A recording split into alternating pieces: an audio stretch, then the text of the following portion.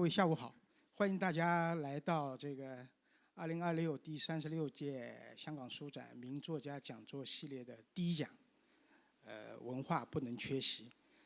那路易斯，要不你也上来？我们热烈欢迎这个主讲人路易斯。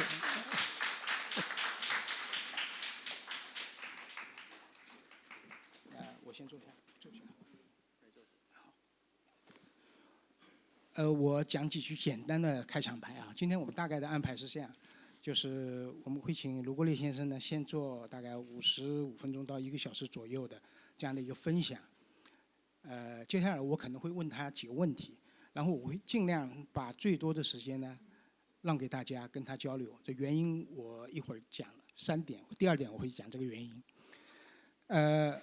我们有一个二维码是吧？就是如果大家有什么问题，可以一边听一边写，把你们的问题呢扫二维码。一会儿我们这个二维码会出现是吧？就是扫了二维码之后，那我就通过 iPad 会看到你们的这个提的问题，到时候我就会根据二维码上提的问题来转述给卢先生。那我现在简单的讲3点啊。第一点当然就是，也许有人是以前还没读过卢国烈先生的书，那我就简单介绍一下卢先生的背景。那个路易斯呢，他是香港非常资深的艺术行政管理人员。如果没有7年前他的一个突如其来的决定，那我估计他现在还是每天的工作还是看戏、跟朋友吃饭、策划节目，然后有什么爱好，那就等到退休以后再说。但是呢，在2019年他53岁的时候，他做了一个决定，就他把他的这份心高位重的工作在我看来心高位重的工作辞掉了。那为什么辞掉呢？他想寻找人生的另外一些意义。因为他觉得自己作为一个土生土长的香港仔，活了50多年，还没有去过外国，读书、生活，他觉得这是一个遗憾。所以呢，他辞掉，他是6月份辞的职，9月份他就再出发了，去伦敦 LSE 伦敦政经学院，他研读了一个城市学的硕士课程。大家注意啊。他做了一辈子，当时是做了32年的艺术行政管理。他读的是跟艺术史都没有关系的一个课程，他读的是城市学。那到了伦敦之后，他就放空了，上课了，读书了，旅行了。他每个月大概会选1、2个欧洲城市去游历。那在这个过程中，他当然有了大量的时间跟空间去进行独自的一些思考。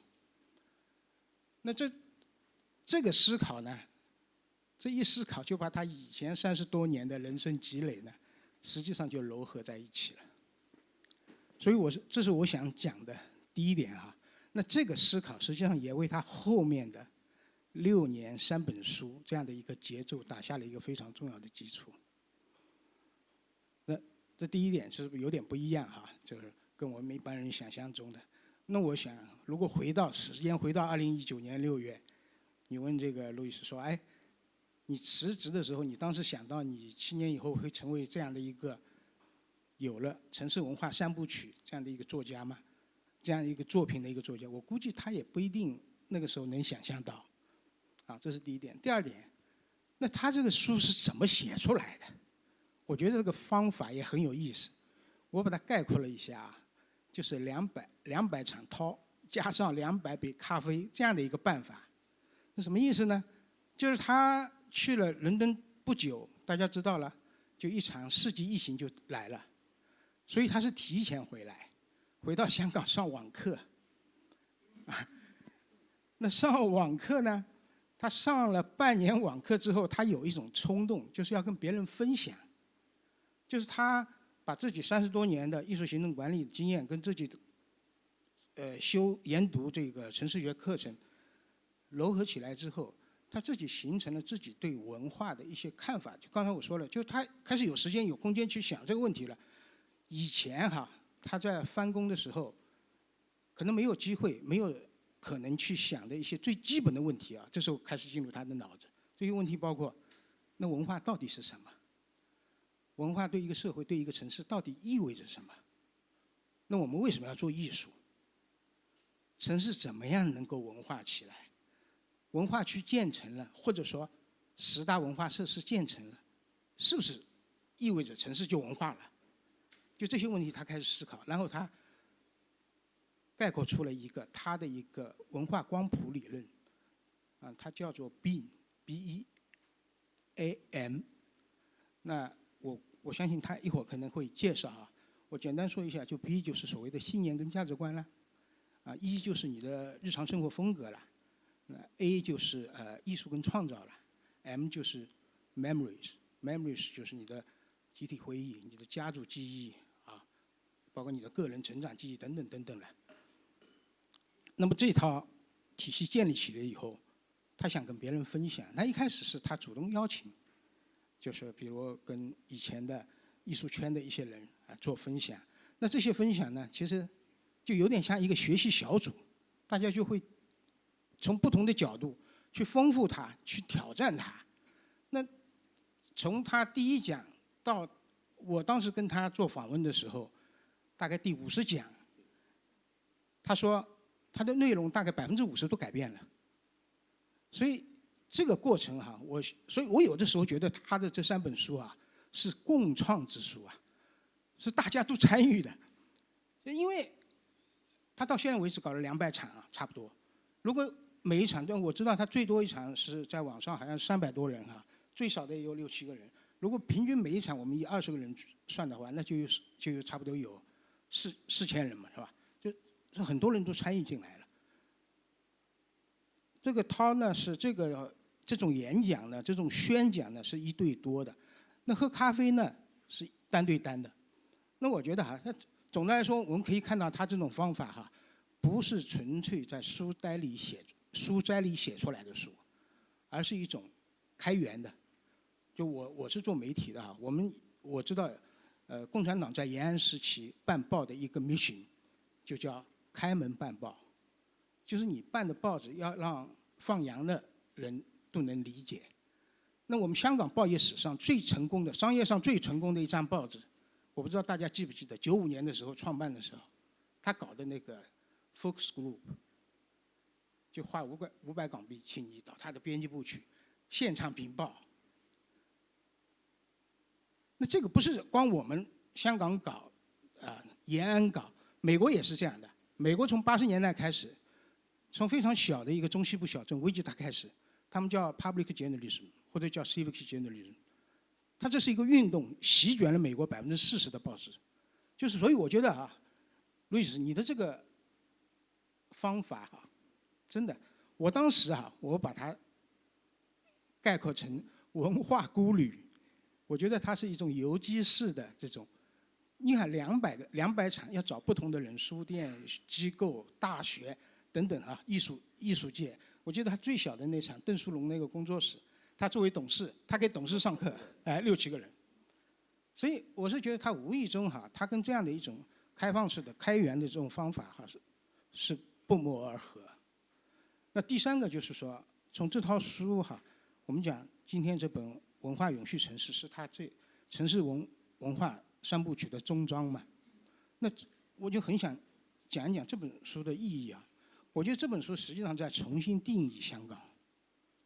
为什么这么说我们知道香港是有很多标签的。从50年代香港的工业开始起来，当年香港的工业产品质量是不行的，所以它当时的标签是 Empire Made， 就是帝国制造。因为它是在一个殖民体系里面，它用帝国制造这样的一个标签，它进入它的这个市场。那后来当然大家知道了，有这个亚洲4小龙啦，是吧？东方荷里活啦，购物天堂、美食天堂、亚洲国际都会等等等等不同的标签。那这本书实际上是要叠加、要跨越这些标签。我想起来，今年这个香港国际电影节，开幕电影是新加坡的一个导演陈奕哲，他的成长3部曲的最后一部，在香港国际电影节放。那这个陈哲艺呢，他是新加坡人，但他最近3年住在香港，因为他太太是做金融的。他在香港住了3年以后，他跟很多观众讲，他说：“他完全没想到的是，他说，在香港周末的生活是新加坡人想象不出来的。为什么？因为新加坡人到了周末的时候，他们没有山爬，这个是我们完全感觉不出来的，对吧？我们觉得有山爬是天经地义的。台湾有个作家刘克襄写过一本书，关于香港的，叫《3/4的香港》。”就是讲香港有3/4的土地都是山野，都是郊野公园。那，这就很有意思了。这样的一个定义跟我们现在大家知道，我们现在香港在有差不多30%的地方在搞一个叫北部都会区嘛，是吧？北部都会区开发，北部都会区开发的非常重要的2个原则，2个规划原则，一个就是城乡共荣了，这本书里其实也有很多是提到的。另外一个原则就是发展跟保育并存。那将来文化力在推动一个社会、一个城市成为一个可持续发展这样的一个城市的时候，文化可以扮演一个什么样的角色？在什么样的程度上，最后能够形成这个城市的可持续文化？我觉得这个就是路易斯这本最新的著作希望能够告诉我们的一些事情。那我的简单的一个开场白就到这里。现在让我们以热烈的掌声欢迎卢国立先生做他的分享。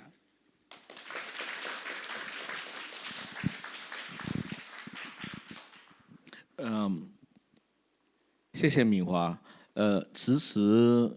其中一个最了解我这3本书的应该就是你，因为其中一个就是你，因为好像你刚才所说的，当我讲到在第50次演讲的时候，你已经跟我讲，然后是你把我推荐到中华书局，然后就有第1本书出来，但是今天我在香港，有一点你刚才问的，就是我一开始写的时候有没有想过，我会写3本书，我是真的有计划要写书，但是我没有想到，我这3个月之前我也没有想到会成为今年香港书展的一个名作家系列。第一，我不是名；第二，我不是作家。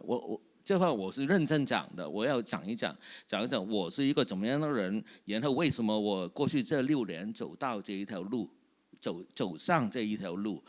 我觉得，因為我昨天跟你聊嘅時候也講，我們這一種作家是呢一種作家，我哋呢種作家係點樣嘅作家？香港只是有很多好像我這一種人，在自己的不同的行業跟專業裡面做得很好，但是然後有可能他們到50歲、60歲的時候就開始會想，我可以寫一本書。會把我的經歷寫下來。其實香港是很豐富的，然後我們自己問自己，香港作為一個城市，其實也是非常豐富的。有一個例子就是，我去倫敦學城市的時候，其中的原因，因為我覺得我待在藝術界太久了，我希望能夠少見一些藝術界的朋友，少見一些藝術界的人去倫敦了，然後我就選了一個跟文化藝術完全沒有關係的一個項目，就是關於城市。但是我很 surprised 的就是在上課的時候，講城市的時候，professor 是常常拿香港作為例子。常常拿香港作為一個例子，當然整個世界上的城市有很多種啦，城市有很多種，但是香港是比較特殊，也是蠻有代表性的一個城市。那一次的去學習的經驗，給我一個給我一個看法，就是其實我們的經驗，其實如果能夠寫出來，如果能夠寫下來，如果能夠經過反省、經過思考、經過轉化，把它寫下來的話，不單是對香港有用，也對很多其他人是有用。我們的作為一個城市的100年、200年、300年這麼長的一個經歷，其實如果我們好好的回顧、好好的研究、好好的觀察、好好的把它轉化的話，是對全世界都有用。我是這樣想的。所以我覺得，我真的不是一個傳統意義上的一個作家，但是我有了某一些人生經歷之後，工作的經歷之後，我比較認真的找一些給自己一個機會，給自己的一個時間，通過好像你剛才所說的，我找不同的人去學習，然後找不同的人去接觸，然後自己再學習，那再講。轉化，把我以前30多年的藝術文化的經歷再轉化變成另外一些東西，然後經過我的消化之後，寫出來的書，我是這一種的作家，跟其他的作家有一些不同。有一些作家是30幾歲開始寫，然後一直在寫，然後變成經典，那種是另外一種專業的作家。但是我並不是這一種專業的作家，但是我覺得我這一種經歷的人，香港有很多啊。然後香港不同行業裏邊、不同的面貌裏邊，也有很多這樣的人。然後我覺得我今天想分享的，就是這一個，好像你剛才所說的這個方法，這個情況，然後我們可以成為另外一種作家，也是對香港也好，對於我們不同的領域也好，不同的公眾、不同的外面的其他的朋友來講，都是有用的，都是有用的。我應該在座也可以聽得到廣東話哈，我也轉過去廣東話哈。緬華他完全能聽。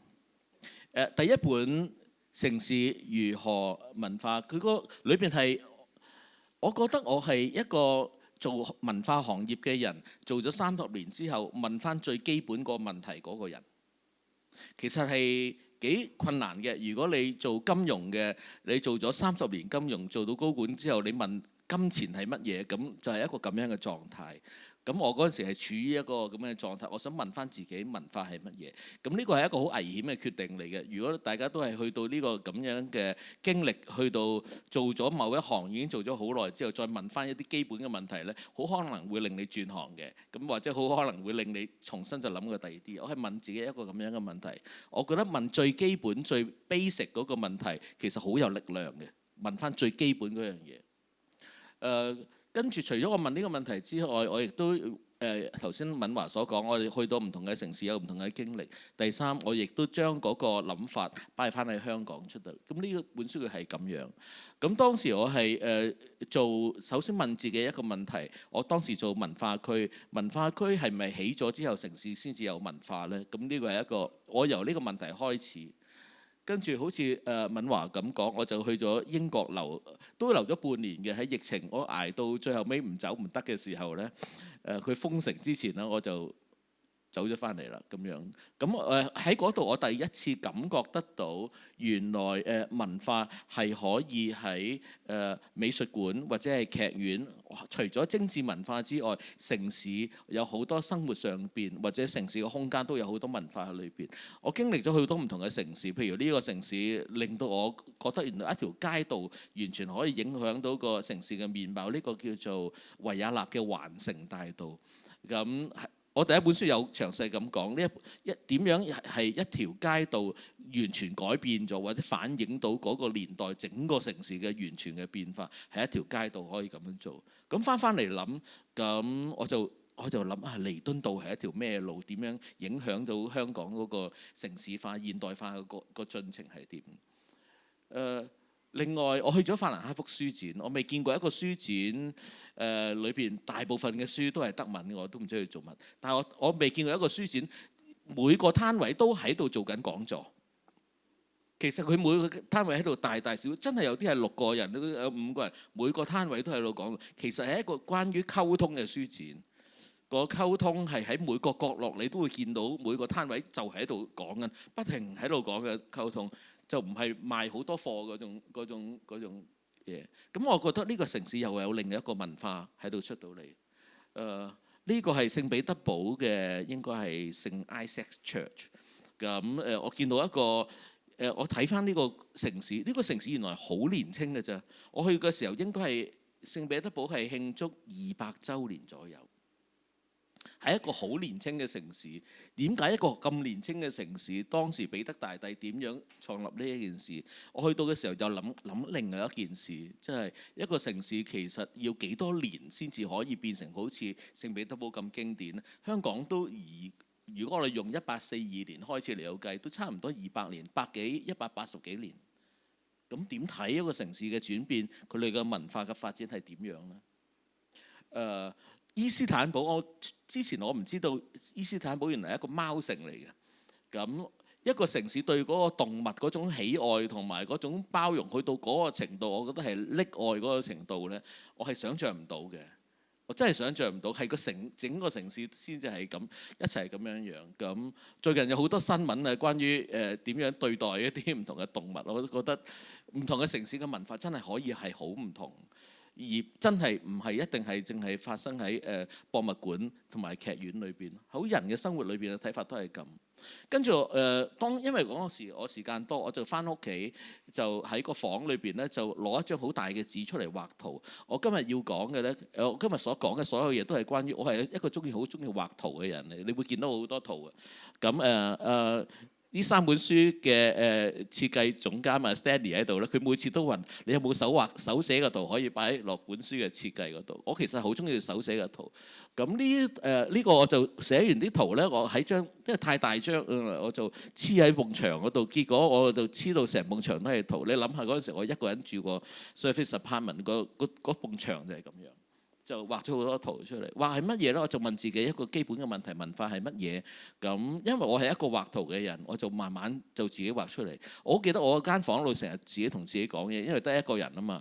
咁我好中意，原來自己同自己講嘢係幾好嘅。咁而家有 AI 可以講啦，咁樣喺嗰時冇 AI 咧，就自己同自己喺度講嘢。點解係咁？係咁樣嘅咁樣。嗰時習慣咗自己同自己講嘢，幾好嘅。我覺得呢個溝通嘅呢個方法，大家可以試下。咁最後我就出咗呢個圖出嚟。咁基本上頭先阿敏華所講嘅，我講咗200個湯，其實個核心就係呢個圖啦。核心就係呢個圖。我諗好多人都講過，睇過㗎啦。咁我就唔詳細講呢一樣嘢。不過我可以咁講，就係呢一個圖，我相信一個定律咧，就叫做餐巾紙定律，應該大家都聽過。就嗰個napkin，就即係話，如果你有一個概念要人溝通嘅話，如果你可以畫喺一張紙餐巾背後嘅話咧，你就應該就簡單到可以同人溝通得到。咁呢個圖我就同好多人溝通，就用呢個圖。咁結果我係用呢個圖，到而家都有人喺度用呢個同我喺度講，溝通到關於乜嘢係文化嘅一樣嘢。裏邊其實個核心，我覺得個核心係咁。第一，文化係冇高低之分嘅，文化藝術冇高低之分。我唔會話哲學又高啲，或者係雕塑係高過rock and roll 啊咁樣。喺呢度嚟好睇，食物係唔係高啲，記憶係唔係高啲，意念係咪高啲，全部都係一個平等嘅一個咁樣嘅狀態。呢個第一。第二就係文化其實係不停喺度轉動嘅，互相喺度影響喺度轉動。我後來成日用一個比喻咧，就係文化就係煲湯。咁後來我有一次演講嘅時候，就喺唔同嘅地方演講，就去到新聞嗰度，呢個叫做就俾人 call 咗出嚟講，就係一個煲湯論咁樣。好似係廣東嗰啲電視台，可能廣東人中意煲湯咁樣。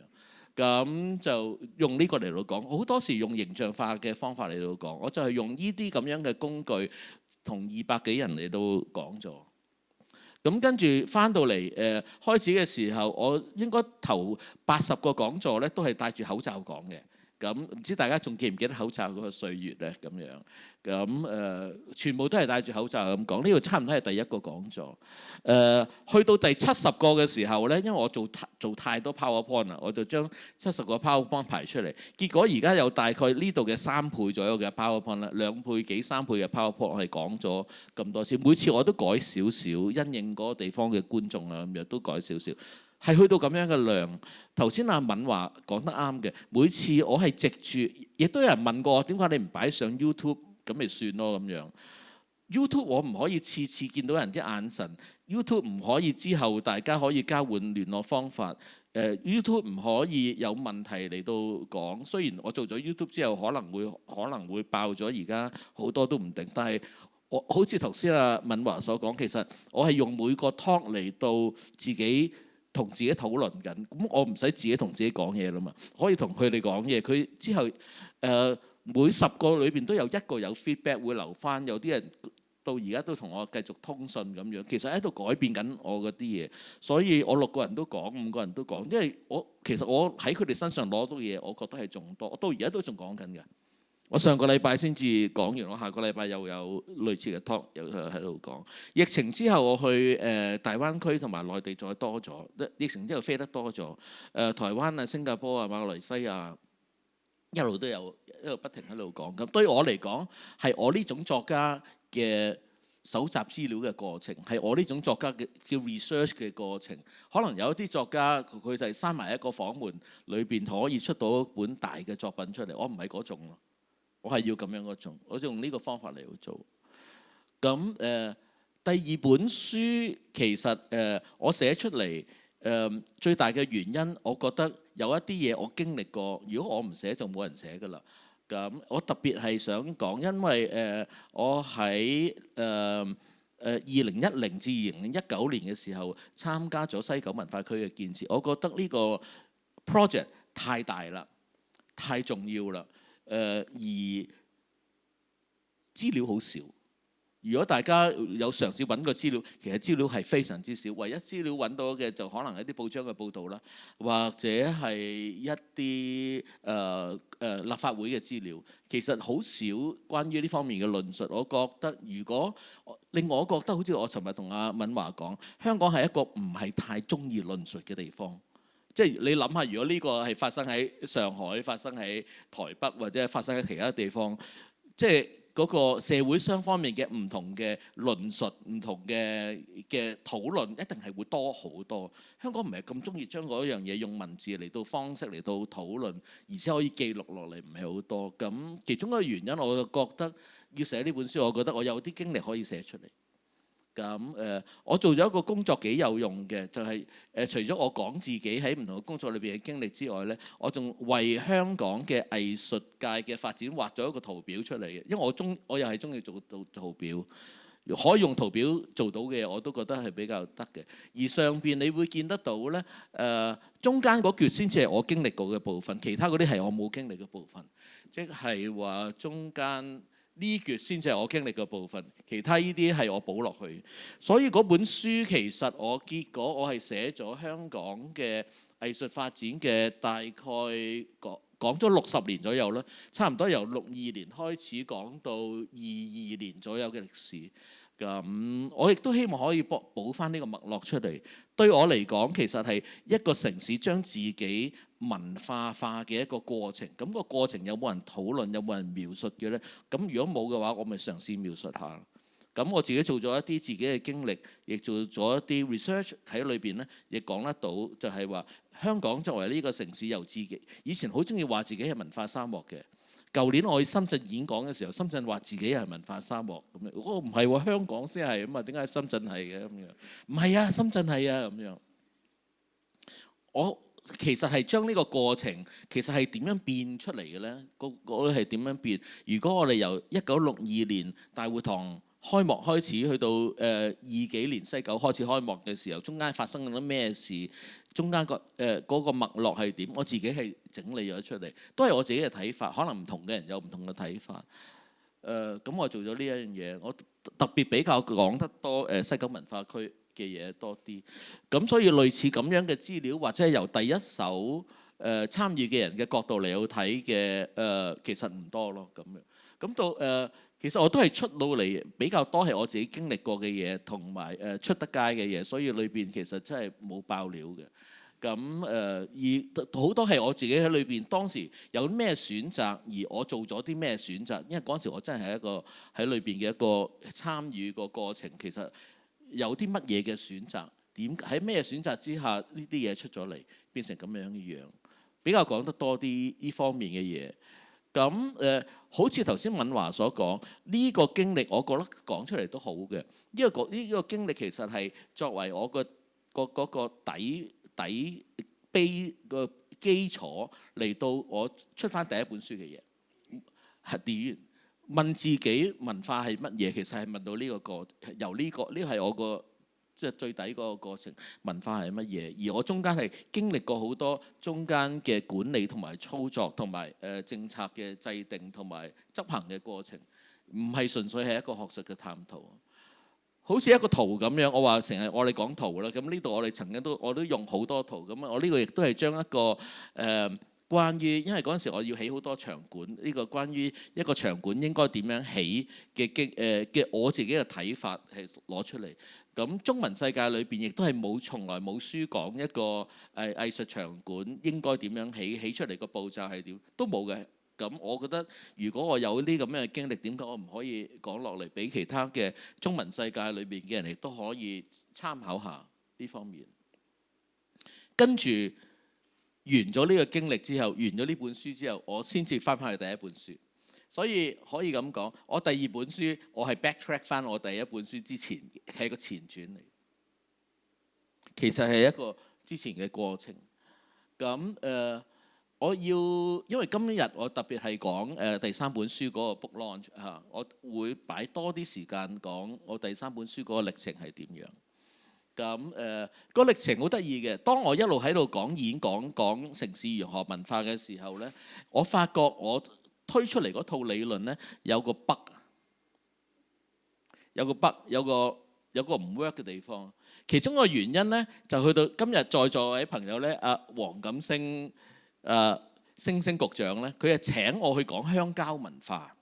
嗰陣時毛子喬就做咗一個課程俾一啲年青年嘅領袖，叫我去講鄉郊文化。因為嗰陣時我基本上任何人叫我講城市文化，我都可以講㗎啦咁樣。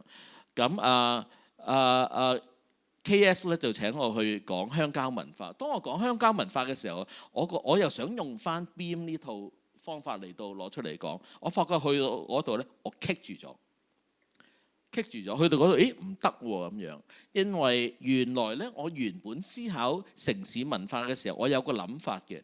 我個基本嘅諗法就係城市文化最核心嘅部分，城市嚇就係多元化，同埋擠迫同埋密集係好嘅，係咪啊？即係城市裏邊擠迫密集同埋多元化咧，令到嗰個城市嘅文化就互相碰撞，就會有好強嘅文化出到嚟。我嗰陣時仲做咗個圖添，我曾經將文化嘅唔同嘅內容咧擠埋一齊，咁跟住我用計翻全港18區嗰個文化個密度咁樣，結果最密嗰個區係乜嘢呢？大家都估到啦，就油尖旺，密到不得了。咁呢個呢，我叫做文化密度圖，喺我第一本書裏面有講過呢一樣嘢。咁我出到嚟之後呢，我發覺呢個講法呢，其實有個 bug 喺度嘅，有個 bug 喺度。因為咁講呢，其實如果係咁唔密嗰啲地方，唔通就係冇文化咩？咁你發覺呢度最低就係元朗啊、離島啊、大埔啊嗰啲地方。咁但係唔係喎？我哋真實嘅體驗裏邊，我哋翻去荔枝窩先，其實好有文化喎呢個地方。咁我發覺我嗰個圖有啲問題。咁翻去，其實我今日嘅講座希望講一個我個方法係點樣，即係話嗰樣嘢唔係寫出嚟就啱晒嘅，我仲跟住要出到嚟唔同人嚟到演講互動，去到邊度就棘住咗，咁翻去再改下，再向前行，其實係一個咁樣嘅方法嘅一個論述嘅方法嚟到做。咁去完KS 嗰度講完呢個咧，我翻去要再做功課，因為佢去到第一次去你嗰度講嘅時候咧，我覺得我棘咗，唔係好得喺度。因為原來城市文化嘅量度同埋分析嘅方法，真係唔可以唔睇一個好重要嘅元素，就係大自然。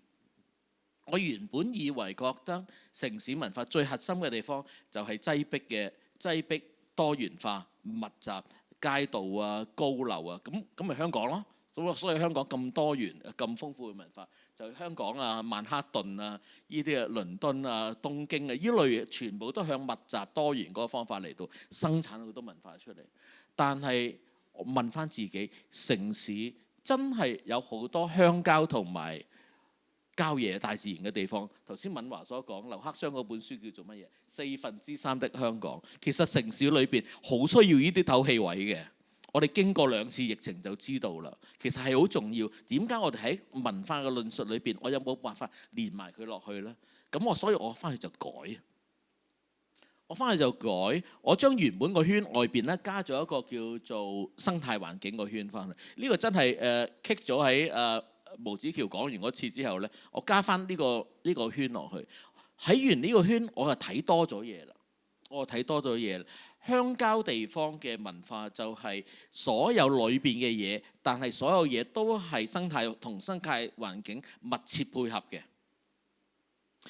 大家幻想一個鄉村或者郊野嘅地方，佢都有日常生活風格，有藝術創意表達，有記憶與傳統，有信念與價值觀。但係呢啲所有嘢的呈現都係同自然生態係密不可分嘅，都係息息相關。全部都係同城市有唔同。城市就係當外邊風大雨大嘅時候，我哋都可以同外界自然生態隔絕嘅。我哋呢度都可以有冷氣，外邊繼續刮風我都唔緊要。但係幻想大家而家喺荔枝窩就難搞少少，即係話鄉郊文化都係城市文化一個好大部分。所以我加翻裏邊最大個圈出到嚟。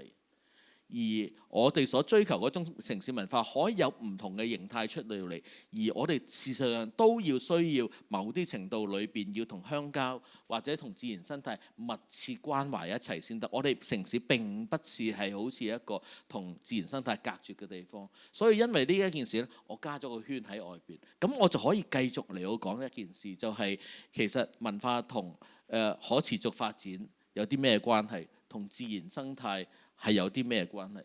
咁我跟住就開始自己嘅研究嘅過程。我開始研究聯合國嘅可持續發展目標啦，開始研究商業界喺過去20年不停喺度講嗰個問題嘅 ESG 啦。咁我發覺咧，呢兩者咧喺裏邊咧都冇提到文化呢個字。冇提到文化呢個字，而喺外國亦都開始有人問點解裏邊唔提文化嘅呢？即係 SDG 就即係可持續發展目標點解冇嘅 ESG 點解都係冇提文化喺度？我覺得我開始見到一個我可以寫一本書嘅題材。原本就係因為佢棘住，我喺要修改。咁跟住我再睇多啲，其實同生態有關，其實即係同可持續發展係會有關嘅一件事。我一路睇落去嘅時候，我發覺原來有一個題材我可以寫，我可以講。我開始參加一啲外國嘅網上嘅會議啦，開始睇外國啲paper 啦，一啲書啦，一啲唔同嘅論述啦。我發覺其實佢哋都喺度討論呢個問題，大家都係由零開始，啱啱喺度講緊文化同生態中間嘅關係係咁樣，係點樣？咁我覺得我可以參與呢個討論都唔定，咁所以我就開始一個自己嘅研究嘅過程。我研究嘅過程咧就問自己，文化可以點樣參與可持續發展？我覺得，然後我發現喺華文世界一本書都冇講呢一樣嘢。華文世界裏邊冇人講關於呢方面嘅，但係呢個咁大嘅議題，原來都係冇乜人喺度講緊呢樣嘢。點解唔可以我做咧？咁？好似頭先阿敏華所講啦，我就開始除咗演講之後，我開始揾人飲咖啡。咁在座好多人都俾我約過飲咖啡嘅，好多人都約過飲咖啡嘅。咁我就呢個係我而家望翻轉頭係我一個做研究嘅方法，係一個做 research 嘅方法。因為我橫掂，我一日都飲2杯咖啡咯，我不如除咗係自己飲之外，我不如約人飲啦。咁我約阿 KS 約咗3次左右啦。嚟飲咖啡，約唔同，跟住我通常問飲完咖啡之後，我就問翻嗰個人。首先我問佢飲咖啡，跟住問頭先嗰啲議題，文化同埋可持續發展。你覺得呢樣嘢重唔重要？你覺得你關唔關心啊？咁有啲人睬我都傻啦，亦都有啲人會覺得係幾得意嘅，但係我唔想知道呢件事咯。但係我每個人我都會問佢，你會唔會介紹個人俾我識？你覺得邊個會願意我走去同佢講呢一樣嘢？每個人都介紹一個人，咁呢個都原來都係一個社會科學裏邊嘅一個方法。呢個方法叫 chain reaction， 係一個連鎖反應嘅研究嘅方法。我又揾佢咧，佢又介紹佢咧，佢又介紹佢咧，一路連落去咧，就會連去到社會上邊一啲我原本唔識嘅人。一啲我原本唔識嘅人，我可以接觸到。經過呢個連鎖反應呢，我一年飲咗200杯咖啡左右啦。其實好閒嘅，你一日都飲2杯啦，係咪？即係好閒嘅啫，即係飲200杯咖啡。咁我用呢個方法，我就識咗好多我以前唔識嘅人。有啲係自然生態啊、保育啊、基金會啊，有啲就話唔好飲咖啡啦、行山啦咁樣嗰啲人。即係有好多唔同嘅人嚟到學術界咧，有啲我唔係我平時認識嘅人，我開始離開咗藝術界嘅其他嘅唔同嘅領域裏邊，好得意啊！嗰啲反應出到嚟，好得意。咁我一路喺度研究嘅時候，我開始發現我自己有啲心得。我嘅心得就係話，其實我回應翻自己嗰個問題。頭先我第一本書嘅問題就係我回應文化是什麼，我就回應就 BAM 啦咁樣。我問翻自己一個問題，就文化點樣可以參與可持續發展呢？我回應個問題呢，就係亦都係3個英文字母，就叫做 A 就 efficacy， 文化係可以做到好多宣傳嘅工作嘅，宣傳同埋倡議工作。文化可以做到宣傳同埋倡議工作。呢本書裏邊有講呢樣嘢。第二，文化可以實踐嘅，文化喺做文化嘅過程裏邊，可以用啲可持續啲嘅方法嚟到做嘅，點樣可以循環再生咁樣嚟用啊？可以喺裏邊點樣減碳？而家好多時我哋去音樂節裏邊都唔俾帶水㗎啦，即係唔俾即係你點啊？要用喺裏邊用翻啲循環膠樽嚟到用。音樂節好興㗎啦已經。第三就係保育啦，我覺得文化可以俾到幫助到可持續發展，其中一個好強嘅一件事就係可以將文化延續落去，可以做到好多保育傳統嘅工作。我覺得跟住我就有呢3樣嘢呢，我就跟住呢，我就揾唔同嘅案例。我喺 research 裏邊有唔同案例，喺呢本書裏邊呢，我有好多唔同嘅案例。其中一個案例就係其中一個本書裏邊其中一個 chapter 呢，就係講叫做沒有保育就沒有永續。裏邊有一張相，有2張相嘅，大家見唔見到？左手邊嗰張相係咩啊？舊年年底大家都會好多人都突然間去趁墟咁去錦田嘅，嗰個乜嘢？打照咯，係咪？呢個係錦田打照嘅一件事。我呢度就話沒有保育就沒有永續。你唔保存嗰件事，根本個社會就好難延續落去。左邊係保育，右邊係乜嘢啊？右邊就係日本一個地方叫伊勢神宮。咁我本書裏邊個 chapter 裏邊就講呢件事。伊勢神宮咧係每20年佢拆咗原本嗰個神宮木嘅建築，重新起過出到嚟。佢自己種翻樹。自己仲有出到嚟，佢用呢個方法咧，令到建築神宮呢個技術嘅師傅可以一代一代咁傳到落去。因為如果你即係幾百年嗰個木建築而家冇人識再起嘅啦，咁你咪只可以保留200年嗰個。佢就唔係，佢每200年拆過再起，拆過唔係每20年拆過再起。20年啱啱就培養一個師傅出到嚟。佢就用呢個方法嚟到做保育。咁呢個 chapter 就將呢2個例子擺埋一齊嚟到睇。喂，其實我哋氣棚都係拆咗再起，拆咗再起。咁我哋師傅先識得拆，先再起落去。其實即係同人有關。呢個咪係非物質文化遺產。咁第二，其實香港都有個例子，其中一個例子就係香港舞蹈團唔用蛇皮嚟到做胡琴。香港中樂團唔用蛇皮嚟到做胡琴，佢改做一個叫做 rPET。rPET 正就係好多時我哋回收到嗰種水樽嗰種膠，叫做 rPET 嚟到做胡琴。佢係經過20年嘅時間嚟到改造。佢喺呢個改造，我問佢其實你係咪為咗環保嚟做呢件事？其實佢話其實最開始嘅時候唔係。其實唔係為咗環保嚟呢件事，佢做呢件事點解要用代替蛇皮呢？因為佢要做樂器改革。因為中樂嘅時候，因為用蛇皮，一隻蛇皮蟒蛇皮嘅皮可以有幾肥同埋幾闊啦。如果你用佢嚟到做共鳴嘅話，你一定係好尖同埋高嘅音。佢想要中樂團喺嗰個交響化嘅過程裏邊呢，佢要有弦樂器可以出到一啲低音出到嚟。如果用翻傳統嘅話，如果佢唔用低音大提琴嘅話，佢一定要用方法嚟到代替蛇皮，因為冇一條蛇皮可以有咁闊可以做到出到嚟，所以佢就要研發呢一件事。當然20年前亦都開始有保育嘅要求，就係關於受保護嘅動物係上唔到飛機嘅，係難啲上飛機，象牙咁樣。呢個都係其中一個原因。再有其中一個原因就係佢蛇皮嘅樂器，佢當上飛機去芬蘭演出嘅時候，啲聲變晒。因為濕度、壓力變晒，啲嘢全部變晒，蛇皮好容易變。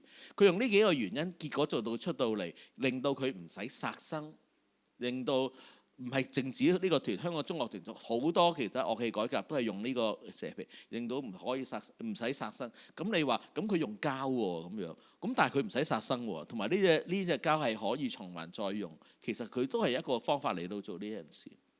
有啲例子，我有提到瀨戶內海藝術祭，咁呢個香港人好多時用呢個嚟去做例子。藝術原來都係可以令到嗰個地方永續再生，喺經濟上、環境上同埋社群上都令到嗰個鄉村重新翻嚟。藝術都可以咁樣嚟去做，咁呢個咪係可持續發展一個好重要嘅例子。本書裏邊其中一個 chapter 都係講一樣嘢，亦都有一個 chapter 講社區花園。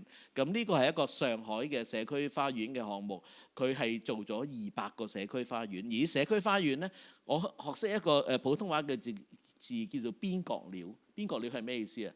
就嗰啲就係我哋喺啲做工場嘅時候呢，一啲碎料啊，一啲嗰啲下欄嗰啲碎料，我哋嚇。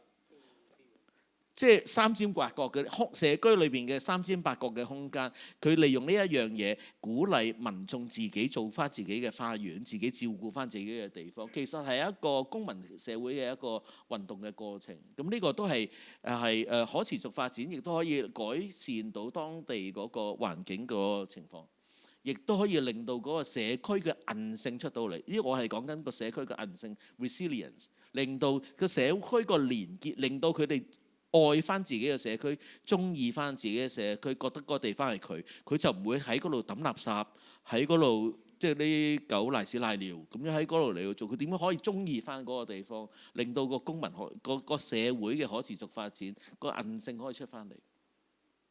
我有做嘉道理農場嘅例子啦。嘉道理農場係香港其中一個少有嘅非常之着重可持續發展同埋裏邊有關嘅唔同嘅一個好重要嘅一個團體。咁裏邊亦都曾經做過一啲藝術有關嘅項目。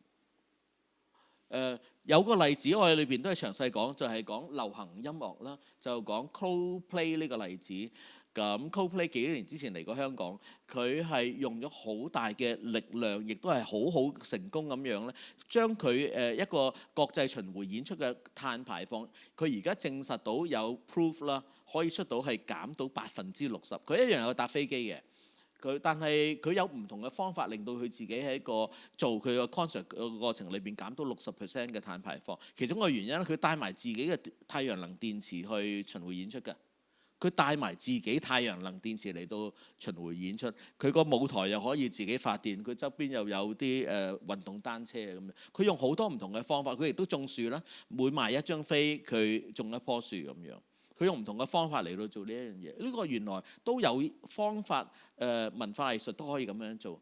喺上個禮拜，香港團結香港基金啱啱都出咗個報告，講盛事咧，香港點樣喺盛事香港嘅盛事同埋大型活動點可以做到減碳，而將呢樣嘢將香港做呢方面嘅程度去翻個國際嘅要求嘅水平。香港都開始喺度研究緊。我裏邊有個例子講劇場綠皮書 Theatre Green Book， 呢個係一個英國嘅機構，就係點樣令到鼓勵喺舞台上邊做翻啲循環再生，由原本原材料去到舞台，跟住去堆填區變做可唔可以循環再用衣服啦、道具啦、衫啦，道具咧，同埋舞台上面嘅部件，可唔可以都循環再用？咁呢個而家據我所聽到咧，英國60%嘅劇團都係用緊呢個方法喺度做緊佢哋嘅製作。我裏邊有個 chapter 講影視媒介點樣可以做到呢件事呢？其中大家應該睇過好多唔同嘅生態嘅紀錄片。其實紀錄片或者電影電視係一個環保或者係可持續教育嘅好重要嘅一部分。咁右邊嗰個電影應該係20幾年前都影響到好多人嚇。一樣嘢，左手邊嗰個大家有時間可以上網睇，呢個係一個香港嘅經過眾籌嘅一出好好睇嘅生態電影，講一隻喺香港揾到嘅一種生物叫做裸螈。咁10分鐘嘅啫 ，YouTube 有得睇，可以睇到。香港做出嚟真係做到 BBC 咁樣嘅程度。香港亦都有人做香港嘅生態嘅紀錄片。文化藝術有好多嘢可以做。有個 chapter 係講台東一個地方叫做池上鄉。池上鄉好特別，佢係台灣嘅產米之鄉。佢啲米係特別高質，同埋得特別貴。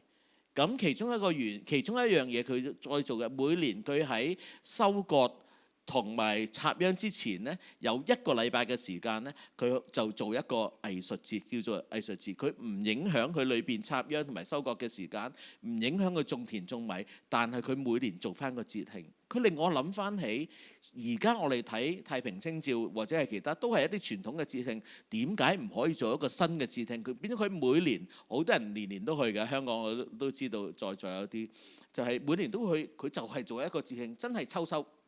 真係秋收喺啲割嗰啲稻穗之前，就係秋收。呢個藝術節呢一方面係維係鄉情咧。如果你睇翻裏邊嘅資料，其實佢點解要做呢件事？因為佢愛嗰個地方，同埋好想嗰個地方繼續產米。呢個好得意嘅，佢係做呢件事咧。佢做呢件事，佢並冇係減少佢嘅產米嘅數量出到嚟，並冇減少。咁呢個令到我哋香港繼續諗，我哋香港嘅鄉郊可以點做？有個新嘅諗法。好似頭先敏華講啦，有一部分我係講行山嘅，真係嘅。我而家係行山行多咗，因為我識咗呢班嘅朋友。咁我喺同佢哋傾偈嘅時候咧，我發覺好得意嘅。我同佢哋行山嘅時候，佢不停喺度講一個字，佢講美呢個字。原來佢行山唔係主要為咗運動你做 gym 都得啦咁樣。佢係要欣賞同埋體驗裏邊嗰種美。咁我係問自己啦，我喺美術館裏邊睇嘅美同埋山裏邊睇嘅美有咩唔同呢？咁原來佢都係入去山係一個美嘅體驗。咁藝術是什麼呢？如果大自然裏邊都有咁宏大嘅美嘅話，我覺得都係令我同佢哋行完之後，因為佢嗰班朋友咧係做手作步道嘅，即係呢個山徑係佢哋砌出嚟嘅。我聽完佢哋解釋手作步道裏邊嘅原則、裏邊嘅規範同埋裏邊嘅美學之後咧，我發覺呢條路好靚。當我哋識得欣賞一條手作嘅山路嗰種靚嘅時候，我哋對美感嘅體驗嘅層次又唔同咗啦。如果有一個人行喺山裏邊見到個棵樹，覺得個棵樹都會俾佢一個好強嘅一個美感嘅體驗，同佢去睇其他嘅美感嘅體驗唔同嘅時候，佢睇到嘅嘢多好多好多。所以呢個都係美。我學到好多。所以我係咁樣嘅過程裏邊，我哋除咗演講啦，咁我仲有行動嘅。咁我舊年就做咗第一屆嘅可持續發展嘅會議，因為我覺得其實對我嚟講，出書唔係個結果嚟嘅，出書係我想做嘅唔同嘅事情嘅一部分。正如飲咖啡又好，我去唔同嘅城市旅行又好，我同唔同嘅人傾偈又好，或者做一啲唔同嘅 project 又好，我都傾下就會話不如搞啲嘢啦咁樣樣。咁我發覺我係一個行動嘅人，所以我可持續發展，我本書都未出，喺舊年我做咗 research 之後，就做咗第一年嘅可持續發展嘅會議，在座好多人都有參加。咁呢個係我最後一章㗎啦，就係今年嘅10月咧，我哋會做第2次，我會喺演藝學院做可持續發展嘅嘢。所以我想講嘅係，我唔係一個作家，我真係唔覺得我係一個作家。我希望今次可以同大家可以溝通得到。其實我因為乜嘢原因，我想自己用自己嘅時間研究某啲嘢。喺研究過程裏邊，我用咩方法嚟到做嗰件事？而個過程裏邊，我出生咗3本書出到嚟。而嗰本書，我覺得書其實係幫我可以去多啲城市，可以再講多啲 talk。可以再同多啲人飲咖啡，以後我同人見面嘅時候，我就你本書嚟睇下啦咁樣。同埋有一樣嘢，我覺得因為今次係香港書展，我要讚下書呢件事嘅。我覺得雖然大家而家都掃手機，我覺得書嘅後續力好強。後續力咧就係你做完嗰件事之後咧。2年之後，有人同你講話，我唔知喺邊度睇咗你本書，跟住呢，我真係試過3次，我喺內地做 talk 嘅時候，完咗之後，有人走埋嚟同我講，就係話，我舊年香港書展買咗你本書，跟住我睇完之後呢，我已經將佢變成我嘅課程，我自己走咗去我鄉下嗰度邊度嚟演講啦。佢仲俾啲相我睇，你都用做緊佢個版本。唔使嘅，唔嚟。咩書係咁樣，我覺得係咁樣嚟做。書嘅後續力好大，你真係唔知嗰本書傳到邊度，將佢變樣成為乜嘢嘢。咁嗰樣嘢唔係一時一刻可以得到。所以我到而家都係仲喺度享受緊，或者得緊我22年出嘅第一本書嗰個後續力出到嚟。咁希望去到最後翻去Stanley 成日叫我做手寫圖啊。Stanley 成日叫我畫手寫圖。文化永續城市，我寫完之後呢，我自己做咗個手寫圖出嚟。咁呢個手寫圖，我覺得其實我係睇完之後，我自己有啲體驗。乜嘢係 sustainability？ 乜嘢係可持續發展？我覺得可持續發展係乜嘢呢？可持續發展係呢8個字，其實係相信萬物相連嘅，同埋相信長遠思維。萬物相連嘅意思就即係話，我相信我而家所做嘅嘢同其他嘅生物、其他嘅人都係有關，我都會影響到其他人嘅。我嘅世界唔係淨係我自己，我做嘅任何嘢，我都會遲早會影響其他人。蝴蝶效應又好點樣，都會影響其他人。第二，我而家所做嘅嘢都會影響到10年之後個世界係點，以後個世界係點，即係嗰啲因果果報嗰啲嘢呢，係會翻嚟。我覺得如果任何人或者個社會係思考用萬物相連同埋長遠思維嚟思考嘅話，其實就係做緊可持續發展。我覺得唔需要好 technical 咁講，係咪減碳啊？你減咗幾多噸碳啊？咁我覺得嗰樣嘢，我到而家都唔係好明嗰樣嘢係乜。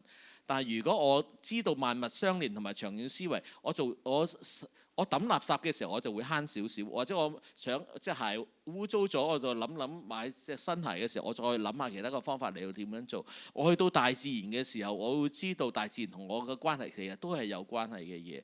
我覺得用呢8個字就係我經歷咗呢2年嘅 research 嘅思考，或者寫完呢本書之後，我自己對呢件事有個睇法。而嗰個睇法唔係 AI 話俾我聽嘅，唔係我睇完某本書邊個話俾我聽，我自己有啲體驗。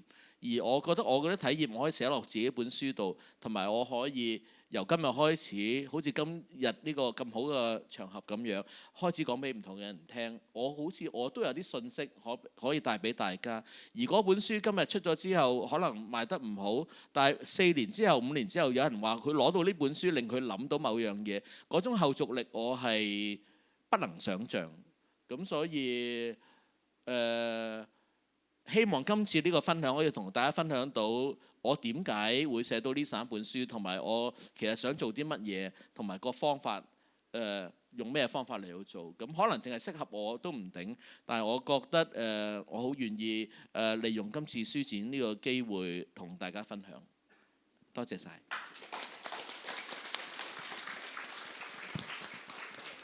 好，謝謝路易斯剛才精彩的分享。時間過得很快啊，1個小時我都沒有意識到。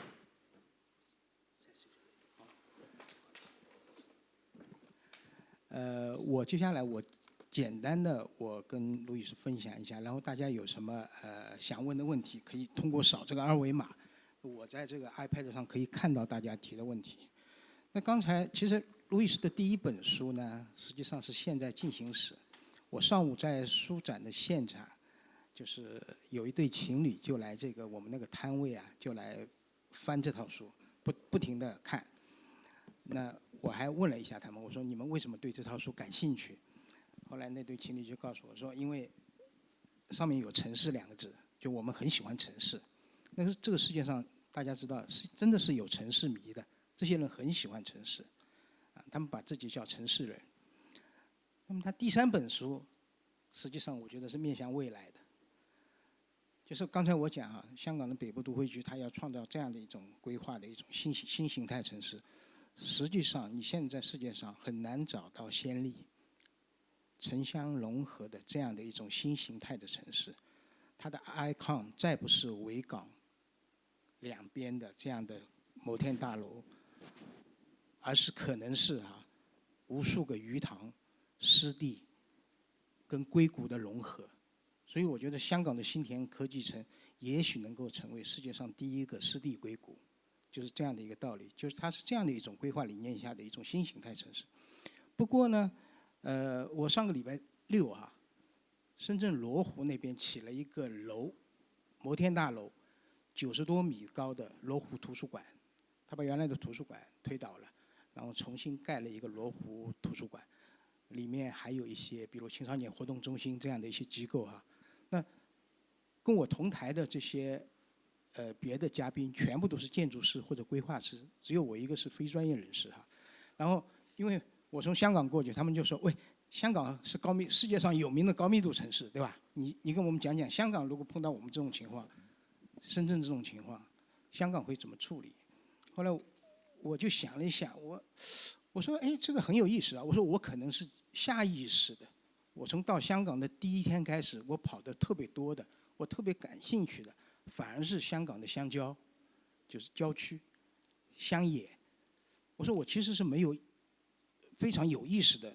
我记得我2016年就《亚洲周刊》的总编辑邱立本，他让我给他们的记者跟实习生讲一讲，就是说我到香港我在关注什么问题，我讲的就是香港的乡郊。当时讲的就是荔枝窝，当时因为我刚刚去跟香港大学建筑学院园景系的一帮师生，就是他们在荔枝窝搞了一个大地艺术节，所以我当时我就一直在想这个问题那刚才路易斯讲到书的后续力我觉得这个是非常重要的。也许就今天对我们有一些读者来说，好像不是眼前的事儿，但实际上是眼前的事。那我觉得可能随着时间的流逝它会变得越来越重要。就这个问题，它始终会在我们眼前。就像我们最近，我们其实已经感觉到这个气候变化近在眼前。你看，像这个夏天，欧洲已经有1万人以上被热死了，是吧？那我们自己也感受到，你看现在其实也差不多就接近黑雨的这种状态。那路易斯，我想问你一个问题就是刚才我讲到，就这本书，我认为你的这种写作方法是特别有意思，你跟很多人交流200长涛，就是他们在多大程度上你在哪些点上是都受到他们的启发，或者被他们改变的？有没有这样的一些例子，让你形成了你最后的这个理论框架，跟你最后的这个从 B 到 AP+C 这样的一些想法？其实一直都有。当然有些时候它改变的，有些时候的改变的就是让我这个能讲的不同的例子是越来越丰富。其中一个最大的例子就是我一直讲的时候，我觉得关于大自然这方面我是没有的，所以我就把它加进去。所以这也是其中一个 talk 中间，我觉得我不改是不行了。所以其实如果你有看我第一本之后，你会发觉我在第3本里边有一个 chapter 是专门把 beam 修改的，所以我把中间也修改了一些中间的内容，也是一边讲的时候，我觉得，因为我跟每一个人讲的时候，每一次讲的时候，他的背景都不同嘛，尤其是城市如何文化，我这观众是非常多不同的观众的，大部分都不是艺术文化有关的人，有一些商业的，有一些学校的，有一些老人的，有一些关于幼儿教育的，或者是其实工程师我也讲过，建筑师也讲过，然后其他都有讲过，大家看的角度都有一些不同，所以我觉得是有改变，但我并不是每一次讲完都会主动的改很多，是改变也是一个累积的一个过程，累积我自己是比较慢的一个人，所以有可能我是就每2-3個月，我覺得是不是要改，是不是要改，然後我把它要修改一下。那因为我看已经有些问题出来了，所以我把我的这个问题就简化，就是我刚才提了几次北部都会区哈。北部。对，因为北都我认为是北都我认为是香港将来非常重要的一个区域。那实际上北都的规划的原则2大原则，我刚才说的，我认为是适应于全香港的，不仅仅是只是在北都。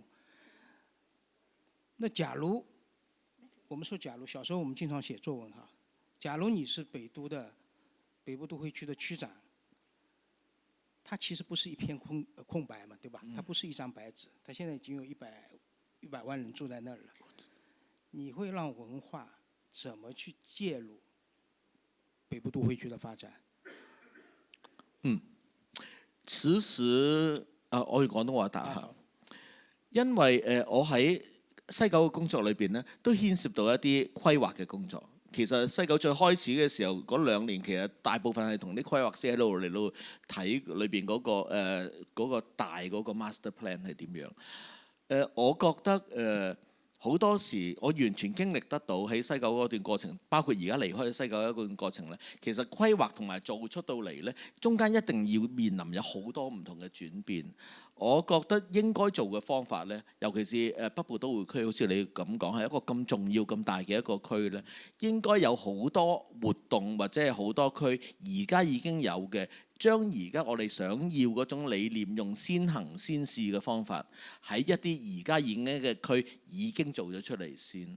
我其實去到而家，我係會覺得一個大嘅整體規劃都係由小嘅部件嚟去做出到嚟。其實好難用一個理念嚟到做到所有嘅一個規劃嘅由上至下。反而我覺得喺一啲因地制宜嘅地方，嗰條村、嗰個區、嗰樣係可以做到啲乜嘢？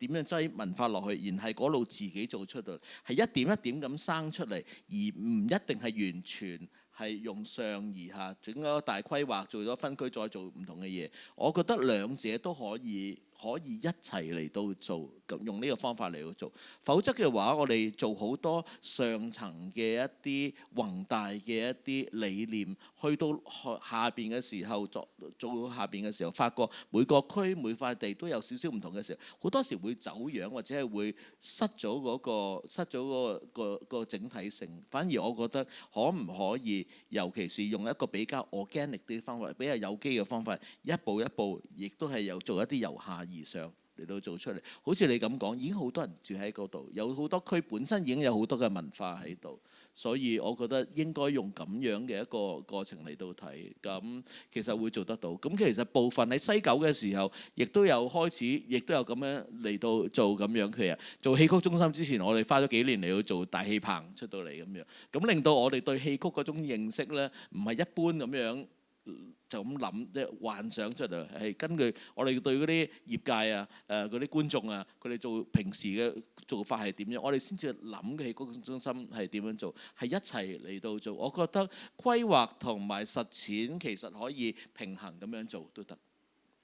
謝謝。剛才那個路易斯他最後放的那張思維導圖啊，其實裡面我覺得是有很多密碼，就是因為大家未必能看得清每一個字哈。要買書啊！對。但實際上，我想問他一個問題，就是說，實際上是這裡面藏着一個密碼，就是他的下一本書的密碼。對對。所以我想請你講一講，你寫完了這個城市文化三部曲之後，你下一步你有些什麼打算？其實我這一本我是花了2年的時間，從零開始到現在這一步吧。所以我覺得我好像剛才你所說的，找到一個方法，用 Beam 作為一個作為一個 base 來做，然後再看不同的新的議題吧。所以我現在也在想會有什麼新的議題，我可以保留神秘感一下嘛？我先聽大家的一些問題吧。好，那個我看啊，我們底下有好多熟人今天。然後呢，我們剛才會前呢，實際上我跟 Case 我說了，我說我們一會要掃二維碼，不過我說你就別掃二維碼了，我說我特約你一個問題吧。所以Case 我把話筒給你，你有什麼想跟這個？有啊。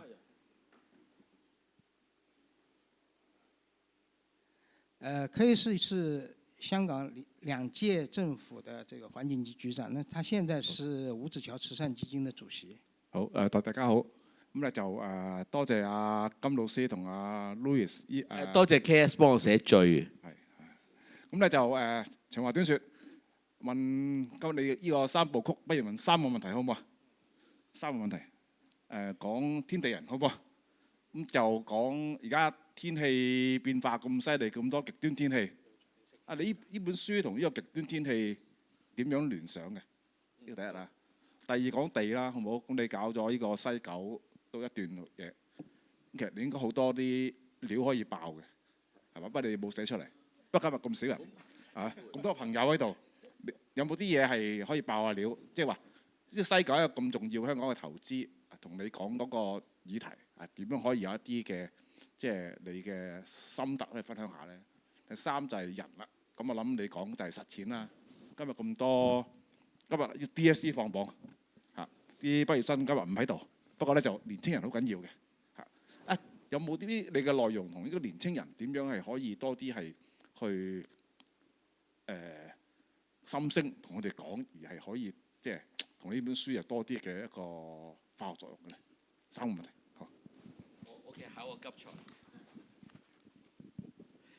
我講年青人先啦。喺我同唔同人嘅對話裏邊咧，我覺得年青人係 born green 嘅，born green 就即係佢一出世已經係綠㗎啦。意思就即係話我好多時同年青人對話我係咁講嘅，就係話，尤其是而家20歲嗰啲啦，我就話其實你哋會見到22世紀嘅來臨嘅。佢哋一定會過到即係22世紀嘅來臨。佢哋有好多有可能會有100歲命。咁佢當佢諗呢樣嘢嘅時候，佢就開始對於頭先我所講嘅長遠思維同埋萬物相連，佢係相信呢一件事嘅。因為佢會知道佢嚟緊可能真係佢而家20幾歲，佢仲有80年命嘅話，佢一定要諗長遠思維係點。所以而家已經20幾歲嘅人或者10幾歲嘅人已經講緊養生啊，或者係點樣敷面啊，或者點樣做啲真係㗎，真係個養生思維你諗唔到咁多呢一件事。我個感覺就係同年青人講係最容易講嘅。因為佢哋係最容易諗長遠嘅人。另外我諗到就係話，而家喺個社會裏邊 make long-term decision 嘅人係幾多歲嘅人？咁佢又其他喺度諗緊幾長遠嘅嘢。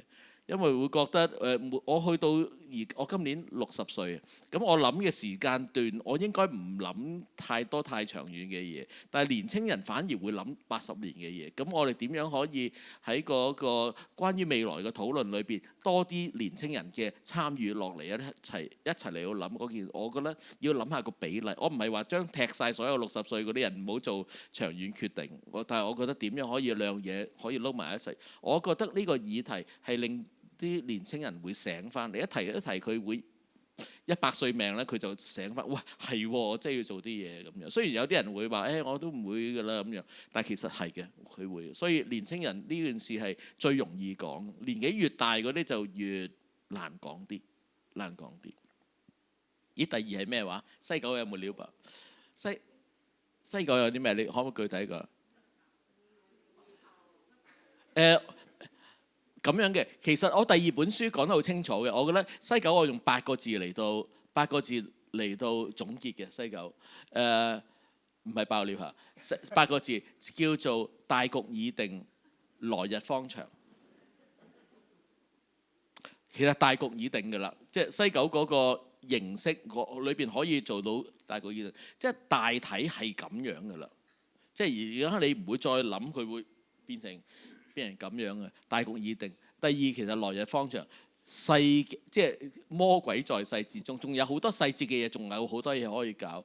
其實裏邊應該仲有接近一半嘅地仲未開始真係起嘢，仲未決定將來嘅用途。但係好似地基已經做緊㗎啦，已經做緊唔同嘅地基，將來仲有好多嘢可以變得到。所以我覺得仲有好多嘢可以做，但係喺細節嗰度。但係個大體個大局已經係咁樣。咁我覺得嗰個規劃個過程裏邊，我想講一樣嘢嘅。有啲人話你一早將上邊起晒佢。2004年、2005年嘅時候用方法起晒佢，而家咪算咯。而家已經做緊啦咁。但係香港其實到而家嚟講，最寶貴嘅都係土地。我覺得留一啲，仲有中間啲土地嚟緊，仲可以做一啲嘢，仲有一啲細節嘅發展。我覺得唔係一件太壞嘅事，好過你太心急喺某一年，可能係2006嗰陣時，即係原本推倒重來，唔知大家記唔記得嗰啲歷史啦？本書有講嘅嚇。咁一早已經塞滿晒嗰啲嘢嘅話，可能而家已經再面臨嗰個而家嘅 AI 啊，面臨而家嘅唔同嘅轉變嘅話，你最後一塊臨海嘅土地都已經塞滿晒嘢，咁又未必係好事都唔定。所以我覺得都可以，雖然係大局已定，但係來日方長，仲有好多嘢可以做嘅咁樣。我覺得關於氣候變化呢一樣嘢，我覺得同呢本書裏邊有關嘅一樣嘢，就係話我呢本書裏邊有講過嘅，其實係我哋以為嗰個轉變今年唔嚟，明年唔嚟，後年一定會嚟，但係其實唔係，今年唔嚟，明年唔嚟，後年可能間突然間好大咁樣嚟。咁呢個都係我哋今年裏邊遇到嘅一件事係咁樣。突然間我哋竟然歐洲全部人都熱過我哋咁樣。我成日喺講 talk 嘅時候，我講關於呢樣嘢嘅時候，我就問一個問題啦。我就同大家講一個笑話，就係話恭喜大家今年係你餘生裏邊最涼快嘅一年啦咁樣。咁希望今年我哋盡情享受我哋餘生今年最涼快嘅一年喺嚟到做。呢個其實我哋大家思維嘅轉變，我哋好好咁享受我哋餘生最涼快嘅一年，就係今年咯。明年都係嘅，都係餘生最涼快嘅一年。咁樣睇呢一件事，咁所以我覺得有唔同嘅角度嚟到睇呢一件事，會令人哋可以知道點樣回應呢件事。真係我可以咁講，我200杯咖啡裏邊咧，食閉門羹或者啲人話唔關自己事嘅係佔大多數嘅。但係我個經驗就係咁，我第一個會議第一個 conference 舊年嗰個咧，我飲咗200杯咖啡，但係我揾到6個 partner。我同人哋講，我成功率係3%。即係我見到100個人，結果有3個人支持我做呢件事咯。我諗比好多初創公司嘅成功率都係好嘅咁樣。我覺得所以我同自己講呢個方法係 work 嘅，用蠢呢個方法逐個人見，跟住見夠200個，咁你又會儲夠6個人嚟到支持嗰樣嘢，就可以行到，就可以起行。咁我覺得係一件唔錯嘅一件事。多謝 KS。係。今年好涼啊！今年那個提問的人很踴躍，我看有30多個人提問，30個都人，31個人參加，但是肯定是回答不了這麼多問題了。那我現在這樣，我把2個問題並在一起啊。他有一個問題可能跟剛才那個開始那個問題是有點類似的。他說城市文化區的建設和規劃者一般都是中年人。一般都是什麼？中年人。中年人。對。但城市新興文化的創造者都是年輕人。對的。比如二次元文化、前沿科幻小說。對。他問你怎麼看這中間潛在的這個矛盾？就是年轻人的文化要有人懂啊。他说年轻人的文化需求如何在城市里得到充分表达，所以这个是代际之间的一个问题。然后我念另外一个问题他说老师谢谢你的分享，读您的书总是觉得很有趣，也会启发我的很多思考。我近期出差，在首都机场和杭州机场都见到好多 AI 广告。以往我们谈到文化总离不开人，但现在 AI 的发展感觉都快到要不受人类控制。那你觉得 AI 的出现会对我们的文化走向产生什么影响？尤其是不同城市可能对 AI 的拥抱程度也不同。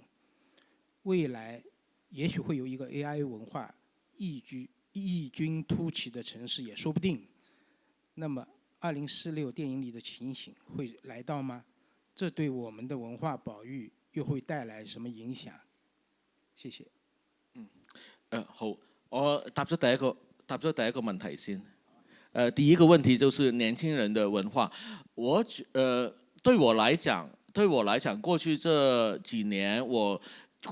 幾年我面對的年輕人比我過去的20年都多，因為我過去的2年我常常去講座，然後講座的時候然後教學，我碰到年輕人很多。我以前碰到的比較多是高管，都是中年人、中老人比較多。過去2年我覺得我自己的年輕的很多。你是對的，其實創新都是來自年輕人這一塊，但是我覺得我們應該學科技業。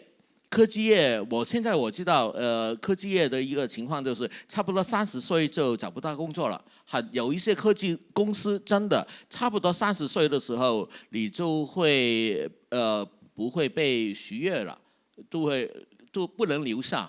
因為有一些科技公司真的是年齡歧視的，他們希望就是年輕人才參加這樣的情況，所以我覺得有可能在某一些行業當中，比如說城市規劃，或者是一些比較政策的既定的行業當中，是比較小年輕人的參與。科技業但是某一些行業，比如說科技業或者是其他的行業也可以有比較多的年輕人參與。這令到越來越多年輕人是參加這樣的科技業，因為科技業比較歡迎他們，是這樣的，所以有這樣的流動，我覺得是蠻正常的。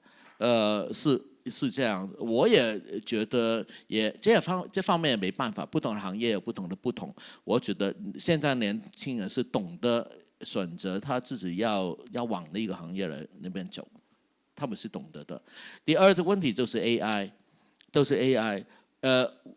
老實講，這一本書的書寫的過程當中，我也有用 AI， 但 AI 表現很差 ，AI 的表現非常的差，在書寫也這方面非常的差。我講一個比喻哈，講一個比喻，我寫一篇1000字的文章，我自己要做1000個確定。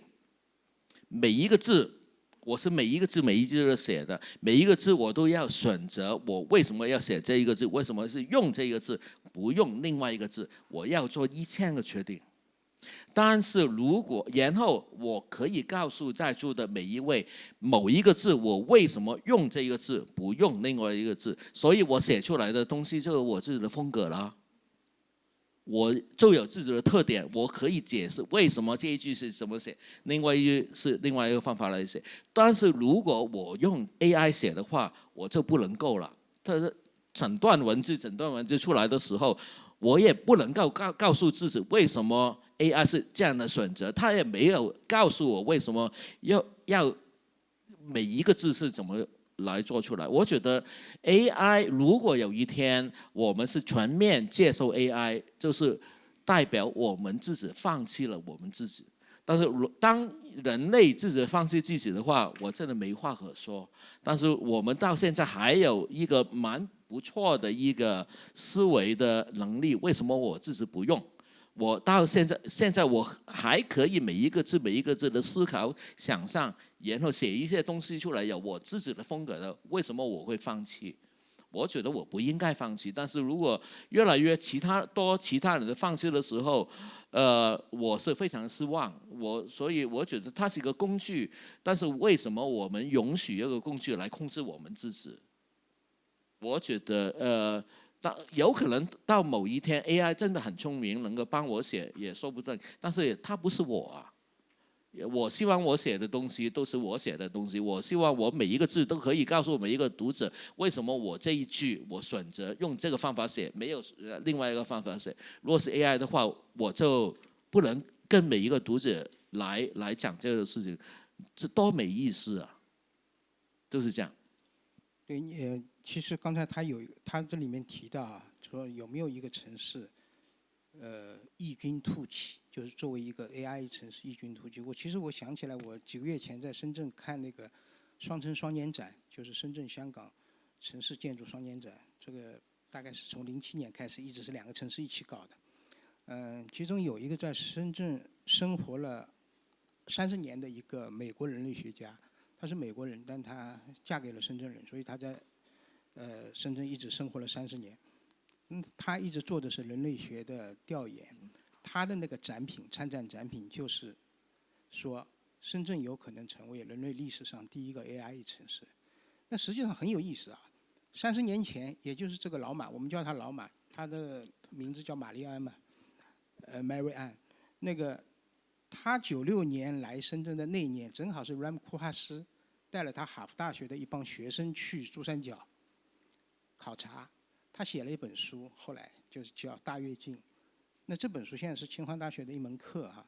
这本书就提出了一个名词叫 generic city， 就我们现在翻译成通俗城市啊，或者就有不同的翻译方法，就是那种没有文化、没有历史，就是整个城市像一座机场，就是30年前提出 Ram Dass 是在他的书里提出了这么一个观点，然后今年这个玛丽安在他的那个参展作品中提出了这么一个想法，然后我当然我对他的这个在深圳的30年我很感兴趣，我现在也邀请他在写他在深圳30年干了些什么，做了些什么人类学的研究，然后他再写一本从边缘到中心，就是讲深圳就怎么样当年是一个边缘共和国的边缘，然后今天成为一个世界的中心，其中就提到他的这个研判。但是呢，我们大家都认为成为人类历史上第一个 AI 城市，是福是祸不知道。但这也许这真的是一个无可阻挡的趋势。我再问一个问题，好吧？剩下时间还有啊？不是，这有一个也是肯定是个年轻人了。他说你进行写作呢，是因为你有了大量的经验，然后你在学习深造之后，你开始写的，所以你有很多朋友，你有圈子可以互相讨论，你有这样的资源吗？那么对热爱文学跟创作的年轻人来说，你会建议他们去先找工作，像你一样跨界，还是建议他们直接先写？我觉得能找到工作当然找工作啊，现在找工作不容易。我觉得从无中生有是很困难的。我觉得工作或者参加不同的一些群体也好，工作也好，有一些很差的老板也好，也有一些比较好的老板哈，这些经验也是非常好的经验。我觉得有机会能够从年轻能够参加一些已经形成了的一些体系里面做一个经验是非常好。然后除非。当然也会有一些天才是可以自己一个人从无中生有，也是一个方法。但是我觉得对我来讲，工作的经验对我来讲非常非常的重要。但是当然不同的人有不同的路哈。我觉得现在工作不容易找到的话就做吧。那个有一个英文提问啊，我不知道是不是这个外国人提的，就他说，你能不能通过文化跟可持续发展这样的一种跨界的这种案例，香港的，来做一个就哥本哈根议程的这样的一个推广吧？你看一看这个中间那个英文呢？ Would you frame your effort as one of the promoter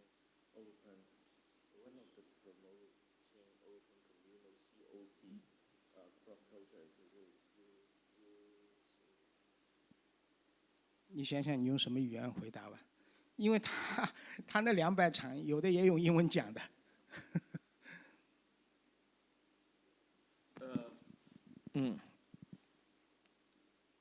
Would you frame your effort as one of the promoting open communal COP across culture and sustainability using the Hong Kong case? Can you elaborate a little bit? Yes. 哦，唔緊要，你講啊。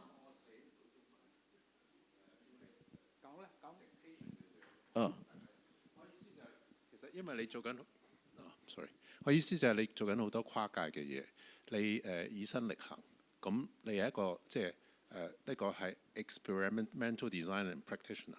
咁其實你標緊咧喺即係學術界，我哋會叫做 community of practice。其實你做咗一半㗎。咁香港係一個跨界，而家係呢個位裏邊咧，你話喺華人社會上面係冇人做。咁我哋做緊呢樣嘢咧，係譬如你講緊香港75%都係郊野公園，其實喺全世界冇乜地方係咁樣。咁我又記 KK Ling 嗰陣時，佢講話喂，咁我哋有 double aging， 咁我哋點樣做社區重建、人口老化？咁其實你做緊呢樣嘢，咁係咪可以擴展多少少，做一個你嚟緊一個 consortium 或者個 conference， 係鋪多啲人，無論係男女老幼都去做呢樣嘢咧？係我個 comment。係 ，thank you。我明白，一個 community of practice 呢個都係我而家想做嘅嘢。我第一屆嘅。我想喺嚟緊嗰屆嗰個 conference 裏邊可以 build 一個 network， 而嗰個 network 係一個跨界嘅。我其實私底下我自己最想嘅就係我可以見少啲藝術界嘅朋友，我可以見多啲行山界嘅朋友啊，或者氣候界嘅朋友啊，或者係教育界嘅朋友或者其他界嘅朋友。我覺得呢個先至係得，因為其實我唔知點解我去到咁上下，我覺得其實 sustainability 其實好多嘢都係關於文化嘅，都係關於文化嘅嘢，其實唔係甩嘅嗰樣嘢。如果我哋將文化呢個字淨係箍喺藝術文化嗰度，事實上係太睇少嗰樣嘢啦。我覺得無論，所以我希望可以標到呢一個咁樣嘅 effort 出到嚟啦。咁希望我都用呢本書可以成功可以做得到。而事實上嗰200場演講同文化藝術界嘅，我諗大概係1/3左右啦。其他嗰啲都係再係其他唔同嘅界別可以出到嚟。我希望可以標到你所講嗰個COP 出到嚟。我會繼續做嘅，我都揾到個方法可以每年都做呢件事，唔使好大嘅 effort。KS 知道我條橋係點樣，咁我哋一齊做啦。多謝晒。我們時間呢，實際上已經到了，但是我想哈，請路易斯回答最後一個很簡短的問題，就是面對全球競爭，香港最不可替代，而且是最需要被永續的文化內核是什麼？文化內核。文化內核。I think it's the can-do spirit。我覺得以前我覺得香港人是覺得什麼事情我們都能做，都能做。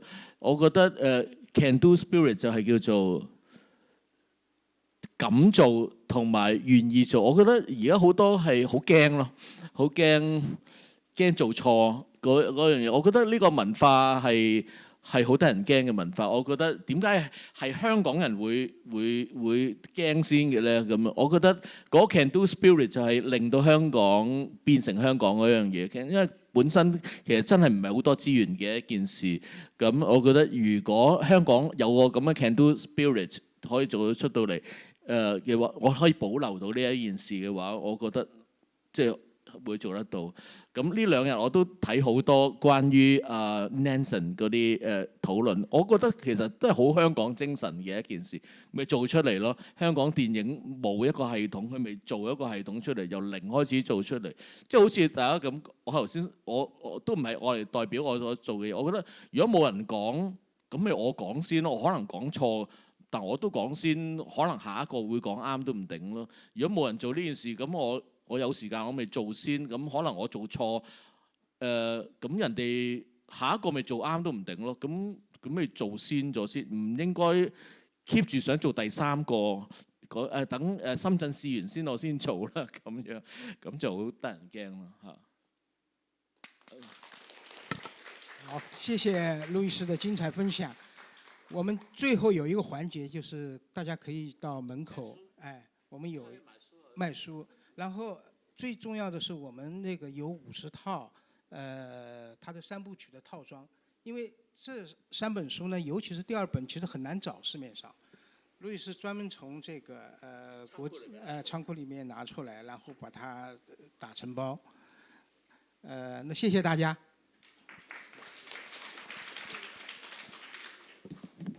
係啊，只有50套，我都想留翻10套俾自己。每一套都有編號，都有簽名，對，而且這個編號是從1到50，中間沒有一個號跳的。多謝 Stanley，多謝晒。